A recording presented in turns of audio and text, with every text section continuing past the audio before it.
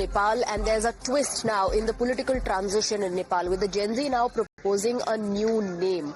And the new name is that of Kulman Ghising, who is the former chief executive of Nepal's electricity authority. Remember, earlier the frontrunners were Kathmandu Mayor Balendra Saha, who refused to take up the role, and then the attention shifted to former Chief Justice Sushila Karki, but there are roadblocks. She was ruled out because former judges are constitutionally barred from becoming the Prime Minister. So now the entire focus has shifted on Kulman Ghising.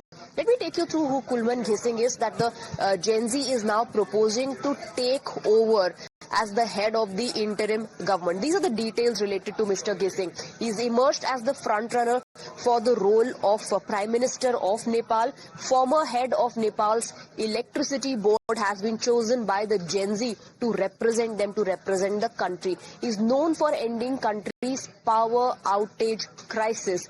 And then later he was dismissed from his position in March 2025. That also led to a massive controversy. So while this is happening, normalcy is returning back after the chaos that was witnessed. Let's take a ground report on how things seem to be going back on track. Kathmandu airport is also operational now. Protesters ने किस तरीके से private properties को नुकसान पहुंचाया है, उसका भी एग्जाम्पल आपको दिखाते हैं। ये देखिए, काठमांडू शहर के अंदर जो है ये गाड़ियों का एक बड़ा शोरूम है, सबसे बड़ा शोरूम आप इसे कह सकते हैं। यहाँ पे दिखाते हैं आपको तस्वीरें किस तरह से ये जो शोरूम है, यहाँ पे ENG, यहाँ पे जेंग लिखा हुआ है। ये शोरूम जो है किस तरीके से CG मोटर्स करके है, ये ऊपर आपको दिखाया एक बार। तो ये देखिए कैसे पूरा तहस नहस कर दिया है, इसको आग के हवाले कर दिया गया है। और करीब दर्जनों कारें जो है इसके अंदर आपको दिखाई देंगी, जो पूरी तरह से जलकर खाक हो चुकी हैं।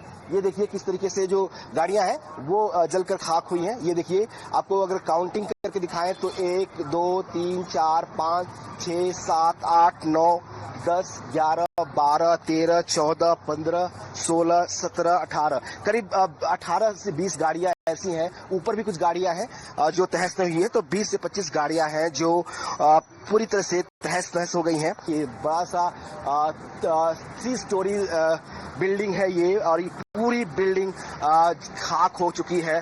जो तमाम नई कारें इस शोरूम के अंदर थी, वो सभी कारें भी जलकर खाक हो चुकी हैं। तो ये तस्वीरें दिखाती हैं कि कैसे उपद्रव, एक तरह से अराजकता जो है वो हुआ इस प्रोटेस्ट के जरिए, इस प्रोटेस्ट के दौरान। और उसका नुकसान जो है सिर्फ जो सरकारी संपत्ति नहीं है, जो प्राइवेट प्रॉपर्टीज भी हैं, जो प्राइवेट लोगों की प्रॉपर्टीज हैं, उनको भी इसका खामियाजा उठाना पड़ा। उनकी संपत्तियां भी जो है वो नष्ट हुई हैं, उसको शिकार बनाया गया है। और ये काठमांडू शहर के अंदर हुआ है। कैमरा पर्सन सत्यदेव सिंह के साथ Vinod Mishra, times town of Bharat, Kathmandu, Nepal.